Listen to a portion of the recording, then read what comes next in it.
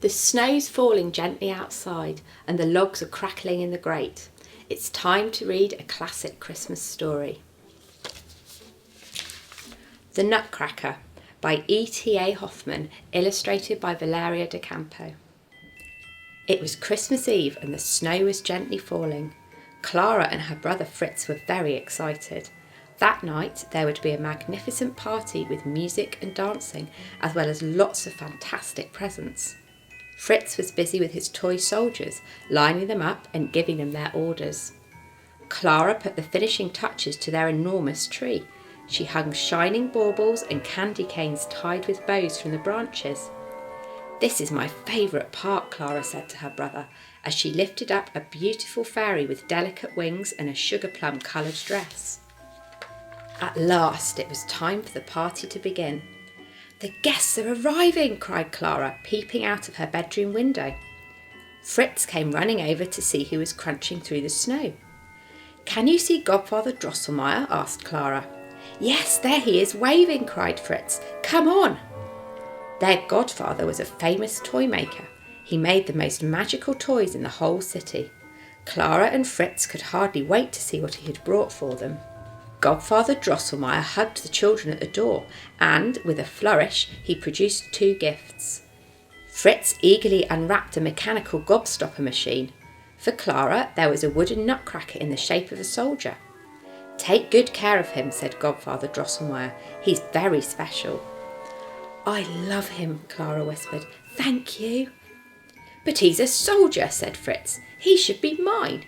"You can't have him," cried Clara. Fritz tried to snatch the nutcracker away from her. He pulled and Clara tugged and then, crack! The nutcracker's leg snapped off. Clara cradled the nutcracker in her arms and wept. "Don't cry, Clara," said her godfather gently. "This soldier has been wounded, but I can soon fix him." Godfather Drosselmeyer pulled a little tool pouch from his pocket and quickly mended the nutcracker so that he looked as good as new.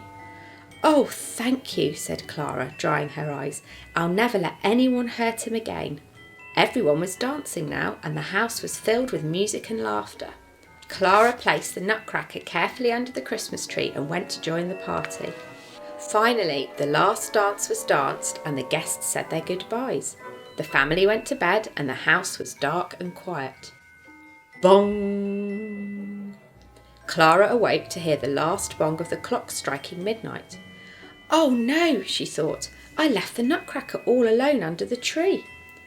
Clara tiptoed downstairs and crept under the Christmas tree, holding the nutcracker protectively.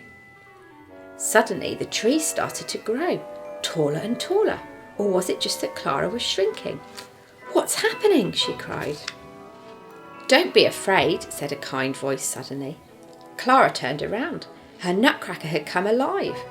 Behind him, Fritz's soldiers were sitting up in their toy box and Clara's dolls were gazing around. Before Clara could speak, she heard a scurrying sound, and from every nook and cranny an army of mice poured into the room. They were led by a giant mouse king with a golden crown. "Attack!" he squealed. "Who will fight with me?" cried the nutcracker. The soldiers marched boldly out of the toy box. "To battle!" ordered the nutcracker. The soldiers shouted and cheered and the mice squealed and squeaked. Suddenly, Clara saw the Mouse King spring towards her beloved nutcracker baring his teeth. "No!" cried Clara. She snatched off her slipper and hurled it at the Mouse King. He fell to the ground with a cry and his crown tumbled from his head. With their leader defeated, the mice scurried away in fear. The battle was won. The nutcracker picked up Clara's slipper and placed it on her foot. She gasped. The nutcracker had been transformed into a handsome prince. "I owe you my life, Princess Clara," he said. "You broke the spell that was put on me long ago by a wicked mouse queen." "I'm glad that you're safe," said Clara, "but you're mistaken. I'm not a princess." "Are you sure?" asked the prince. Clara looked down and saw that she was wearing a glittering gown and satin shoes. "Come," said the prince, "I'm going to take you on a wonderful adventure." The walls of the sitting room seemed to fade away, and a beautiful sleigh drew up in front of them, led by 2 reindeer. Clara and the prince climbed aboard, and they were swept high into the sky among the sparkling stars. Suddenly, Clara caught sight of a magical land down below. Lollipop trees shimmered on candy floss hills. There were gingerbread houses and rivers of honey and an orange-scented breeze. "Where are we?" gasped Clara. "This is the Kingdom of Sweets," said the prince. The sleigh landed beside a rose-coloured lake and changed into a sea chariot pulled by dolphins. Swans swam beside them and shimmering fish leapt out of the water. On the far side of the lake was a magnificent marzipan palace. A fairy with delicate wings was waving to them from the gate. "Look," said the prince, "it's the Sugar Plum Fairy." "Prince Nutcracker," cried the fairy, "you are home at last." "This is Princess Clara," said the prince as they stepped ashore. "She saved my life and broke the Mouse Queen's spell." The Sugar Plum Fairy hugged Clara. "Come and join the celebrations," she said.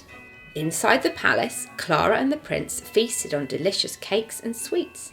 They watched in wonder as dancers from every corner of the world whirled around the room. Then it was the Sugar Plum Fairy's turn. Clara had never seen such dancing. She twirled and twirled until all Clara could see was the blur of her plum-coloured dress. Clara's eyelids began to droop. Her adventures had made her tired. The sound of the music became fainter and fainter. When Clara woke up on Christmas morning, she found herself curled up under the Christmas tree next to the Nutcracker. Toys were strewn across the floor, and her parents were standing over her. "What have you been doing?" asked her father. "Oh, I've had the most wonderful adventure," said Clara.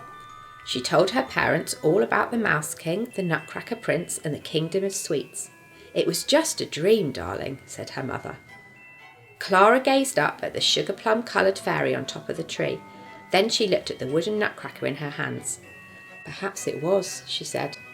Suddenly, Clara noticed something glinting on the carpet and a smile spread across her face. It was a tiny golden crown.